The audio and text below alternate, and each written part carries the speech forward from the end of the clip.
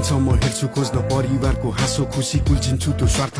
एक मात्र यो धर्म बुझी यही हो मेरो कर्म सोची किल्कीले हाँसोको खोजी टिल्टीले आँसुलाई पुछी बिहान बेलुकाको भुजा रोटी कार्यालय पूजा कोठी 2 पैसा जोगिने हो कि त्यही आशामा दौडिन्छु बेलुका समय होमिन्छु हाकिमहरूको इशारामा पुगिन्छ कि किनारमा भवसागरलाई तरेर के लेख्या छ निर्धारमा के भएन पढेर चाप्लुसीको संसारमा सकिँदैन लडेर मन खुसी यो व्यापारमा बेइमानीकै चल्दो रहेछ रुखमा पैसा फल्दो रहेछ इमानदारी बेच्नेको टाउकोमा अर्को टेक्नेको आफूलाई मात्र देख्नेको झुटा कुरा लेख्नेको बेसहारालाई हेप्नेको मैले त्यो सकिन कहिले समाज नै दुश्मन भो अहिले छोरा खिचखिच गर्छ जहिले हात हातमा आइफोन छ भन्नुस् के दिनु भो तपाईले